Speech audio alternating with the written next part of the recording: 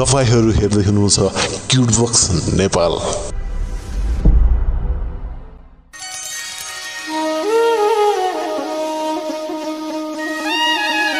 मेरो कथा।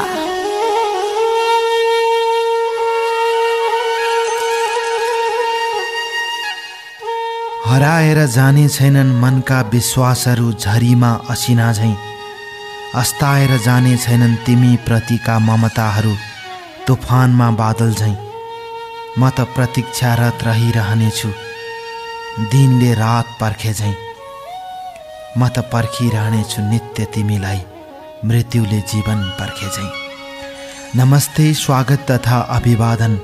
प्रत्येक हप्ता ठिक यसै बेला प्रसारण हुने कार्यक्रम मेरो कथामा म तपाईँकै डियर कल्याणको। प्रतीक्षाका विशाल पर्वतहरू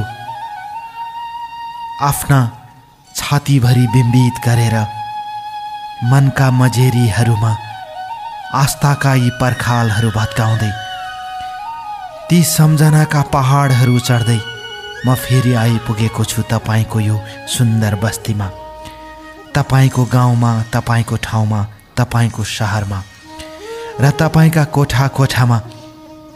तपाईँ जहाँ हुनुहुन्छ त्यहीँ खोज्दै खोज्दै म आइपुगेको छु तपाईँको साथमा कार्यक्रम मेरो कथा लिएर। सम्झनाका यिनै कुराहरू, जिन्दगीका यिनै कुराहरू, पीडाका कुराहरू, मर्मका कुराहरू र दुखान्त कुराहरू, अनि फेरि केही सुखका कुराहरू गर्दै म तपाईँसँग 1 घण्टा बिताउँछु र तपाईँका वास्तविक जीवन कथाहरू पढ्छु। म तपाईँले पठाउनुभएका थुप्रै कथाहरू मसम्म आइपुगेका छन्, तर प्रमाणका अभावमा मैले धेरै कथाहरू प्रसारण गर्न सकेको छैन। त्यसको लागि क्षमा प्रार्थी छु, किनकि यो कार्यक्रम सत्य घटनामा आधारित कार्यक्रम हो। त्यसैले कार्यक्रममा पत्र पठाउँदा तपाईसँग भएका प्रमाणहरू पनि पठाउनुहोला र त्यसको साथसाथै तपाईँको ठेगाना, इमेल आइडी, टेलिफोन नम्बर, तपाईँसँग जे उपलब्ध हुन सक्छ त्यो अवश्य पठाउनुहोला। अन्यथा म तपाईँको कार्यक्रममा जति राम्रो तपाईँको लेखन भए पनि प्रसारण गर्न असमर्थ हुनेछु।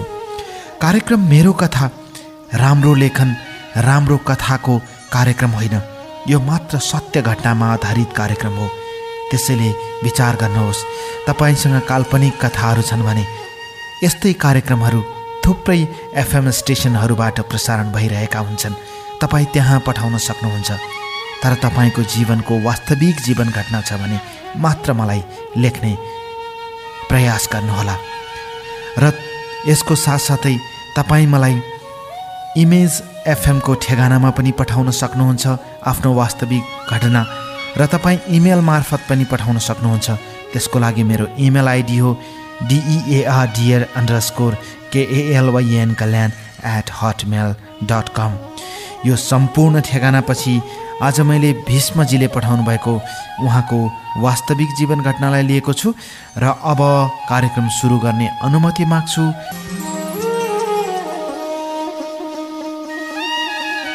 डियर कल्याण,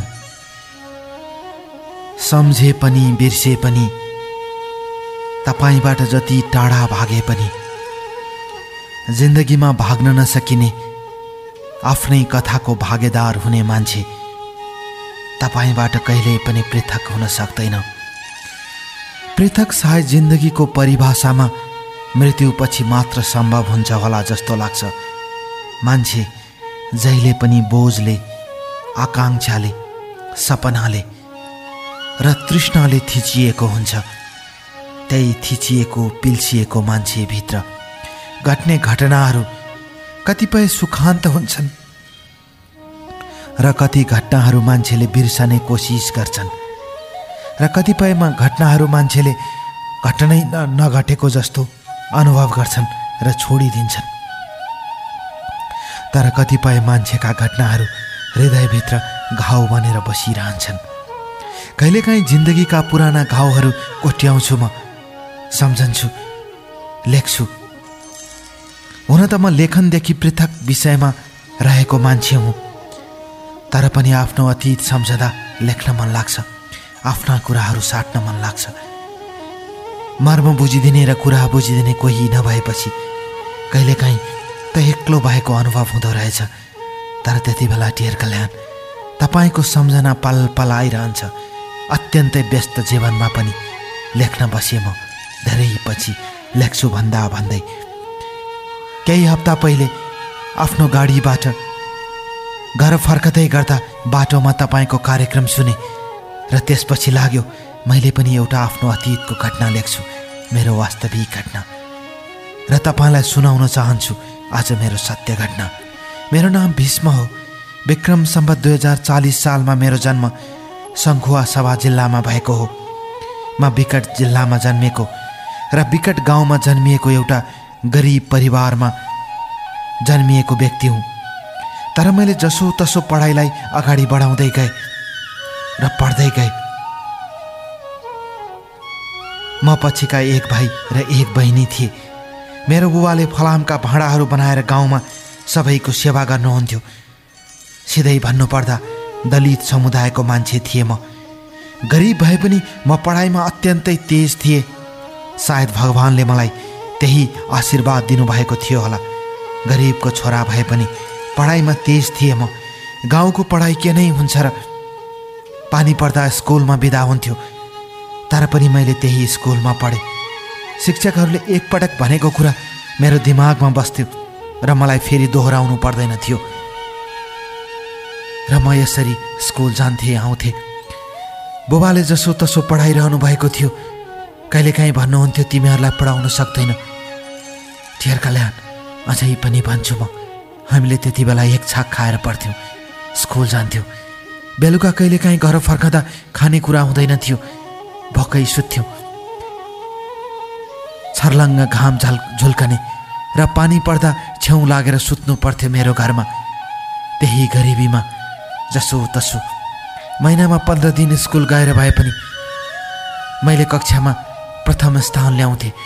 त्यो देख्दा सबैजना छक्क पर्थे। कतिले त रिस मान्थे र भन्थे कतै यसले एक्जाममा चोर्ने काम त गर्दैन, चोर्यो भने यसलाई लौरो लगाउनुपर्छ, त्यतिसम्म भन्थे। तर म आफ्नै दिमागको कारणले, आफ्नै सक्षमताको कारणले अगाडि बढ्दै गएँ। बुबाले पनि मेरो पढाइ राम्रो देखेर एक छाक खाएर भए पनि मलाई पढाउनु भयो। र त्यसपछि विक्रम सम्वत 2056 सालमा मैले एसएलसी पास गरेँ। त्यति बेला मेरो गाउँबाट एसएलसी अत्यन्तै राम्रो स्थानमा पास गर्ने व्यक्ति सबैभन्दा पहिलो म थिएँ। इतिहासको कालखण्डमा मैले त्यो नाम लेखे पनि मेरा गाउँका मान्छेहरूले मलाई जलाउँथे, मेरो बुबालाई जलाउँथे। तर मन जले पनि म हाँस्ने कोसिस गर्थेँ मेरो जिन्दगीमा। डियर कल्याण, म भन्दै जान्छु मेरो जिन्दगीको कथा। यसरी घरबाट 1.5-2 घन्टाको बाटो हिँडेर पुगेको स्कुलबाट मैले एसएलसी पास गरेँ। त्यति बेला ममा यति उमङ्ग थियो। हामी तल्लो जात भएकोले शोषित भएर होला गाउँमा धेरैले मन पराएका थिएनन्। तर मेरो उदाहरण धेरै मानिसको घर घरमा एउटा नाराको रूपमा स्थापित भयो। पढ्नेले जसरी भए पनि पढ्छ। बुबाले भाँडाहरू बनाएर, फलामका भाँडाहरू बनाएर पढायो फलानुलाई। यस्तै यस्तै कुराहरू सुन्थेँ म। खुसी पनि लाग्थ्यो र कतिले गाली गर्थे, यस्तोले पढेर के हुन्छ भनेर। त्यसमा दुःख लाग्थ्यो। त्यतिकैमा समय बित्दै जाने क्रममा हाम्रो गाउँमा एकजना लाउरे दाई हुनुहुन्थ्यो। उहाँको नाम दलवीर थियो। उहाँ ब्रिटिस आर्मीको लाउरे हुनुहुन्थ्यो।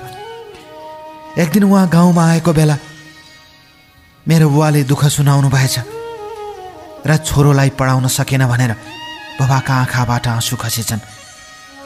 त्यसपछि ती दलवीर दाईले मलाई बोलाउनु भयो।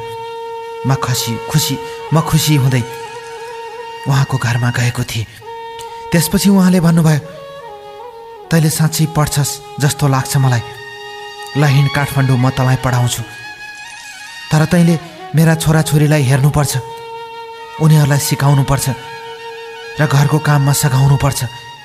त्यो पल मैले भनेको थिएँ, म त दलितको छोरा हजुर, मैले पकाएको भाइहरूले ससाना भाइ बहिनीहरूले खान्छन् र। त्यति बेला उहाँले मलाई धाप मारेर भन्नुभएको थियो, यो जमानामा पनि के दलितको कुरा गर्छस्? गाउँभरि समाजभरि सबभन्दा राम्रो अङ्क ल्याएर पास भएको मान्छे त कसरी दलित? त दलित होइनस्, हिँड मसँग। उहाँले मलाई तँ भन्नुहुन्थ्यो, माया गरेर होला। पछि त झन् गाली गर्नुहुन्थ्यो, तर गालीमा माया थियो, उहाँको तँ शब्दमा स्नेह थियो। यसरी दलवीर दाइले मलाई काठमाडौँ ल्याएर त्रिचन्द्र क्याम्पसमा भर्ना गरिदिनु भयो। यो कुराले ठुलै चर्चा पायो। ल, दलितको छोरालाई दलवीर गुरुङले काठमाडौँ लगेर पढायो। तर म इमान्दार थिएँ, ढेर कल्याण। मिलन दाइले त्यति बेला बिदामा आएको अवसर पारेर मलाई काठमाडौँ ल्याउनु भयो र काठमाडौँको महाराजगञ्जमा उहाँले छोराछोरी राखेर पढाउनु भएको थियो। उहाँको श्रीमती पनि यहीँ हुनुहुन्थ्यो र त्यसपछि उहाँ फेरि आफ्नै पेसामा फर्कनु भयो, अर्थात् युके जानुभयो। म उहाँका छोरालाई पढाउँथेँ, घरको सारा काम गर्थेँ। ढेर कल्याण। यति खुसी साथ काम गर्थेँ, मलाई कहिले पनि हीनता बोध हुँदैन थियो। मिलन गुरुङ दाई मेरो जिन्दगीको आदर्श पुरुष हुनुहुन्छ। उहाँ जस्तो मान्छे मैले जिन्दगीमा भेटेको छैन। कति दिलदार हुन्छन् मान्छेहरू। कहाँ मेरो जिन्दगीलाई कहाँ ल्याइदिनु भयो। र मैले उहाँका छोराछोरीहरूलाई पढाउँथेँ, मेहनतका साथ काम गर्थेँ, खाना बनाएर खुवाउँथेँ। बिदाका दिनहरूमा एक दिन म खाना बनाउने तालिम लिएँ। त्यसपछि मैले बनाएको खाना सबैलाई मन पर्न थाल्यो। म जहाँ जुन काममा हात हाल्थेँ, मेहनतका साथ काम गर्थेँ। र यसरी समय बित्दै जाने क्रममा म जुन कलेजमा पढ्थेँ त्यहाँ हाम्रो गाउँको सबैभन्दा धनी कहलिएका छोरा डिकेन्द्र पनि पढ्थे। उनी पनि मसँगै पढ्थे। तर उनीले पढ्दा पढ्दै त्रिचन्द्र कलेजमा आइएससी लेभलको पढाइ पास गर्न सकेनन्। विक्रमसम्म 2058 सालको दसैँमा म गाउँ जाँदा डिकेन्द्रले मलाई घरमा बोलाए। साथीको नाताले म घरमा गएँ। ढेर कल्याण। त्यति बेला डिकेन्द्रको बुवाले मलाई भित्र छिर्न दिनु भएन। आज पनि सम्झन्छु त्यो घटना। मिलन गुरुङले स्नेह गरेर पुलपुलिएको मलाई गाउँमा मेरै साथीको घरमा छिर्न नदिएपछि म आफ्नो घरमा फर्किएँ। पछि डिकेन्द्र मलाई बोलाउन आयो। उसले घरमा झगडा गरेछ। तर जे जस्तो भए पनि म त्यो घरमा छिर्न नपाउँदा मेरो मन अत्यन्तै दुखेको थियो। ढेर कल्याण। साह्रै दुखेको थियो। त्यही कुरा व्यक्त गर्न चाहन्छु म। जातपातको नाममा मान्छेले मान्छेलाई कसरी हेप्छ, म आज त्यही कुरा सुनाउन चाहन्छु तपाईँलाई।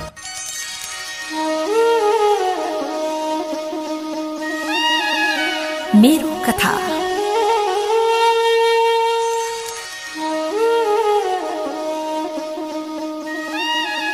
ढेर कल्याण।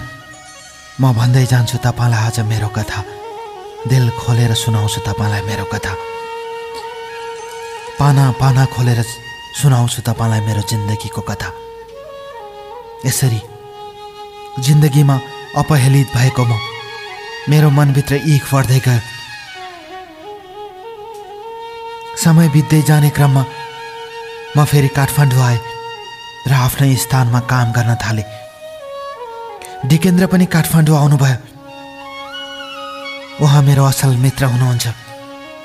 क्षमा प्रार्थी छु म तिम्रो लागि भन्नुभयो। मैले भने यो त समाजले दिएको कलङ्क हो।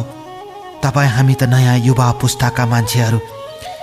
यस्तो कुरामा मलाई कुनै चोट लागेको छैन। एकछिन लागेको थियो, त्यो कुरा मैले बिर्सेँ।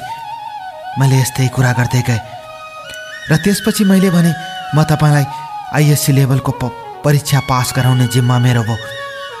डिकेन्द्र मेरो घरमा आउनुहुन्थ्यो। म जहाँ बसेको थिएँ मैले उहाँलाई पढाएँ र उहाँले पछि आइएससी पास गर्नुभयो।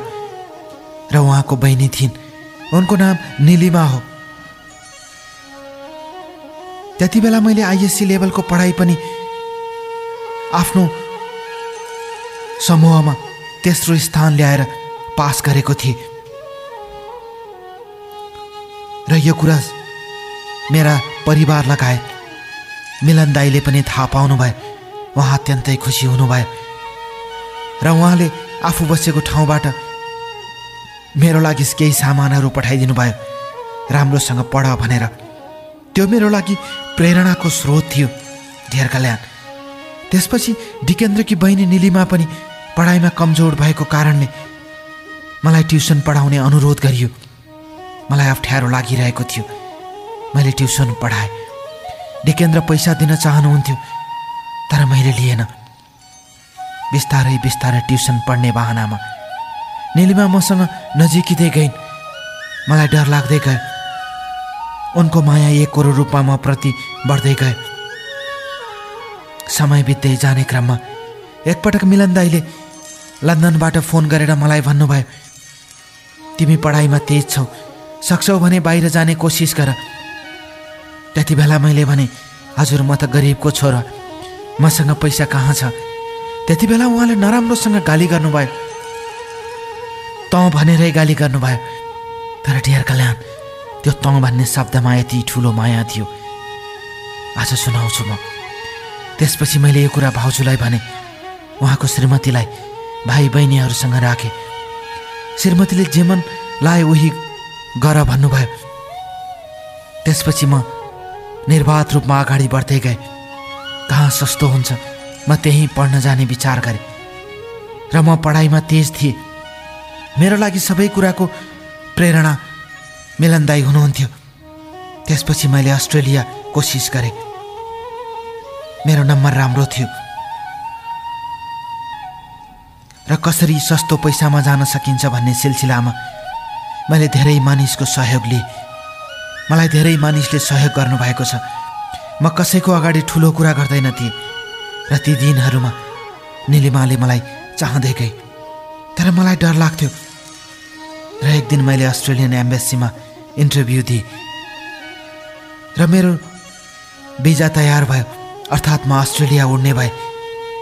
र त्यो दिन डिकेन्द्रले अचम्म मान्नुभयो, खुसी व्यक्त गर्नुभयो। म गाउँ गए, बुबा आमालाई भेटेँ। त्यति बेला डिकेन्द्रको बुबाले पनि स्याबासी दिनुभयो।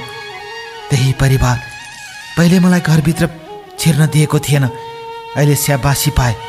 सोचे मान्छेहरू प्रगति गरेपछि जोग्दा रहेछन्। मैले केही पनि भनेन। गाउँबाट आउँदा सबै गाउँलेले मलाई स्वागत गरे। त्यसपछि म काठमाडौँ आएँ। काठमाडौँ आएको दिन निलिमाले मलाई खाना खानको लागि बाहिर जाने अनुरोध गरिन्। मैले नाइ भन्न सकेन। डिकेन्द्रले पनि सहमति जनाउनु भयो। त्यसपछि निलिमाले मलाई लिएर बाहिर गइन्। मलाई राम्रोसँग याद छ, महाराजगञ्जको एउटा रेस्टुरेन्टमा हामीले त्यो दिन लन्च खाएका थियौँ र त्यो पल निलिमाले मलाई प्रेम प्रस्ताव राखिन् र मैले भने म त दलितको छोरा हुँ। त्यो पल उनले रुँदै भनिन्, त्यस्तो कुरा नभन्नुहोस् तपाईँ। तपाईँ जस्तो मान्छे, असल मान्छे मेरो जिन्दगीमा आएपछि मेरो जिन्दगी सुखै सुखले भरिन्छ। म पनि केही गरेर देखाउन चाहन्छु। मलाई निलिमाको कुरा सही लाग्यो र त्यो पल मैले भने, मलाई प्रतीक्षा गर, म आउँछु निलिमा। म आएपछि तिमीलाई विवाह गर्छु। तिमीले धोका दियो भने त मलाई थाहा छैन, तर तिमीले मलाई धोका नदिँदासम्म मैले तिमीलाई कहिल्यै पनि धोका दिने छैन। मैले यही भनेको थिएँ त्यो पल। डियर कल्याण, यसरी म अस्ट्रेलियाको लागि उडेँ। ऋण थियो अलिकति मसँग र सबभन्दा ठुलो ऋण त मिलन दाईको थियो। यसरी अस्ट्रेलिया पुगेपछि केही समयको मेहनत गरेपछि मेरो कुरा सबै कुरा सहज रूपमा अगाडि बढ्दै गयो। म अस्ट्रेलियाको सिडनीमै पढ्ने भएकोले धेरै समय जागिर गरेर पनि बिताएँ, किनकि मसँग मेरो टाउकोमा धेरै ठुलो ऋण थियो। यसरी समय बित्दै गयो। समय बित्दै जाने क्रममा निलिमाको दाइको पनि ऋण थियो। मैले तिर्ने कोसिस गरेँ, तर उहाँले लिन मान्नु भएन। भन्नुहुन्थ्यो, नेपाल आएपछि जे गरौँला, अहिले दुःख गर्नु पर्दैन। मैले मेहनत गर्थेँ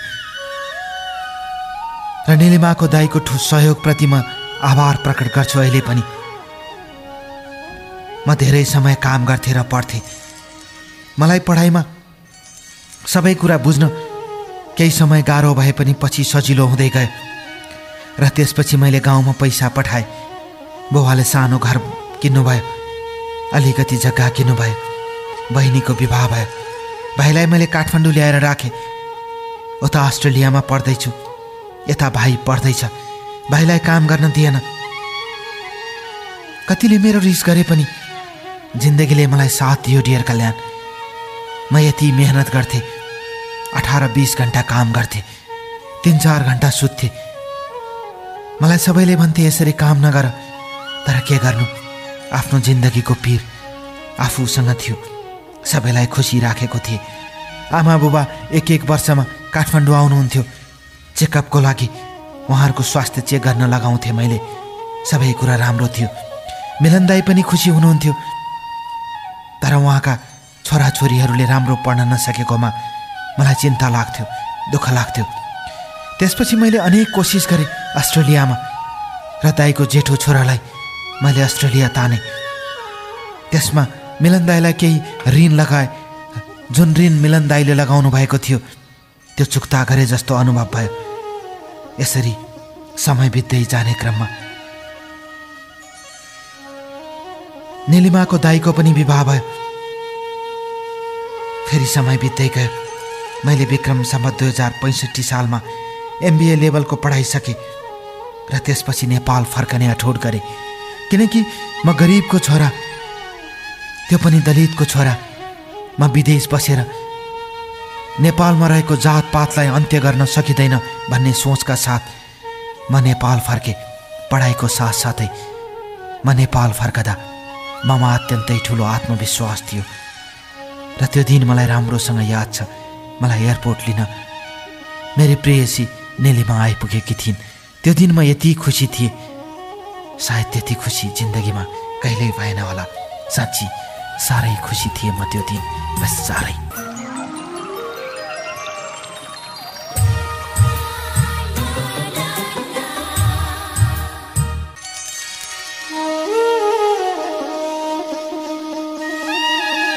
मेरो कथा।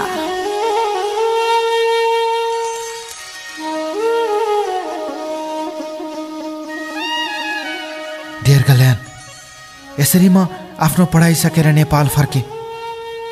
मिलन दाइ पनि नेपाल आउनुभएको थियो।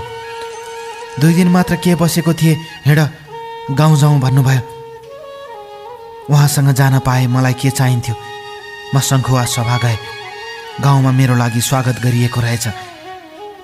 गाउँकै मान सम्मान राख्यो भनेर बुढो भइसकेका बुबा आमाले आँखाभरि आँसु ल्याउनु भयो र मैले गाउँमा मेरो यो सबै सफलताको श्रेय मिलन दाइलाई दिनु भने, तर मिलन दाइले गाली गर्नुभयो, त्यस्तो भन्नु हुँदैन भनेर। उहाँ जस्तो दिलदार मान्छे कोही पनि हुँदैन। साँच्ची लाउरेहरू दिलदार हुन्छन् भनेको सुनेको थिएँ। मैले जिन्दगीमा अनुभव गरेँ। बहिनी त खुसीले रोएकी थिए। डियर कल्याण, त्यो दिन सम्झदा आज पनि आँखाभरि आँसु आउँछ। भाइ छेउमा आएर टुसुक्क बस्यो। ऊ पनि गाउँमै थियो। भाइलाई विदेश जाने रहर थियो, तर मैले यहीँ केही गर भन्ने उसलाई हौसला दिइरहे। केही समयपछि म र भाइ काठमाडौँ आयौँ। बहिनी पनि आई केही समयपछि, र त्यसपछि मैले जागिरको सिलसिलामा विभिन्न ठाउँमा धाएँ र काठमाडौँको एभरेस्ट ब्याङ्कमा मैले जागिर पाएँ। मिलन दाइ पनि खुसी हुनुभयो। गाउँमा खबर पठाए। त्यसपछि निलिमा र निलिमाको दाइ पनि काठमाडौँ आउनुभयो र मिलन दाइको पहलमा हाम्रो विवाहको कुरा अगाडि बढ्यो र माग्न जाने सहमति भयो।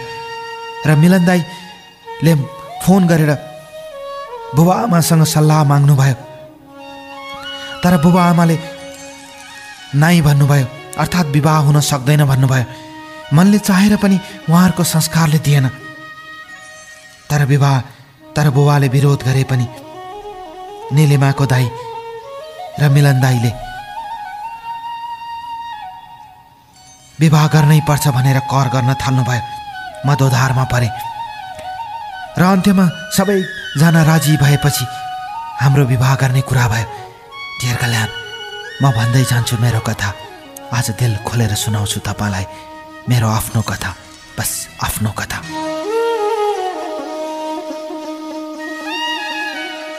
डियर कल्याण, यसरी सबैबाट विरोध हुँदाहुँदै पनि काठमाडौँमा भएका निलिमाका आफन्त र मेरा आफन्तहरू बीचको सहमतिमा मेरो विवाह भयो। मेरो विवाह भर्खरै सम्पन्न भएको हो। यही 66 सालको वैशाख महिनाको पहिलो हप्ता मेरो विवाह भयो। म आज दिल खोलेर सुनाउँछु तपाईँलाई। विवाहपछि निलिमाको बुबा आमाले पनि स्वीकार गर्नुभयो रे गाउँमा। त्यसपछि हामी गाउँ गएका छैनौँ। मेरो बुबा आमा यहीँ आउनुभयो। आज हामी महाराजगञ्जमा बस्छौँ। मिलन दाई र निलिमाको दाईको सहयोगले आज यो जिन्दगीको सफलतालाई मैले भोगिरहेको छु। त्यसैले यो कार्यक्रम सुनिरहनुभएका सबैलाई म के भन्न चाहन्छु भने, कसैले तपाईँलाई चोट पुर्यायो, कसैले तपाईँलाई नराम्रो भन्यो भनेर दुःख मान्नु हुँदैन। तर मनमा एक लिनुपर्छ, केही गर्ने प्रण गर्नुपर्छ। यो जिन्दगी केही गर्नको लागि ईश्वरले हामीलाई जन्म दिएको हो। त्यसैले जन्मेपछि म केही न केही गर्छु भन्ने अठोट बोक्नुपर्छ। मेहनत गर्नुपर्छ। मेहनतमा ईश्वरको वास छ। मेहनतमै सफलता छ। मेहनत गरिएन भने सफलता हात लाग्न सक्दैन। त्यसैले मेहनत गरौँ, आफ्नो ठाउँबाट जुटौँ। जातपात भन्ने कुरा मानिसले बनाएको हो। सफल भएपछि जातको कुरा उठ्दैन, असफल भएपछि जातको कुरा उठ्छ। त्यसैले हमेसा राम्रो मान्छे बन्ने कोसिस गर्नुहोस्। असल मान्छे बन्ने कोसिस गरौँ। ठुलो मान्छे बन्ने कोसिस गर्दा धोका पाइन सकिन्छ, घमण्डी बन्न सकिन्छ। त्यसैले असल मान्छे बनौँ। आज हामी खुसी छौँ। निलिमा र म खुसी साथ यहीँ बसेका छौँ। भविष्यमा के हुन्छ थाहा छैन। यो देशमा बसे पनि नबसे पनि समाजको लागि केही गर्ने सोचाइका साथ हामी अगाडि बढिरहेका छौँ। र जिन्दगीको यो खुसी आज कार्यक्रम सुनिरहनुभएका सम्पूर्ण श्रोताहरूलाई यो खुसीका साथ यही भन्न चाहन्छु, हाम्रो जिन्दगीको सफलतामा तपाईँहरूको पनि आशीर्वाद चाहिन्छ। हामी जिन्दगीमा केही बन्न चाहन्छौँ र यो देशबाट जातपातको अन्त्य गर्न चाहन्छौँ। त्यसमा तपाईँहरूको पनि सहयोगको खाँचो छ। हामी सबै नेपालीको सहयोग चाहिन्छ, बस हामी सबैको। फुलको आँखामा फुलै संसार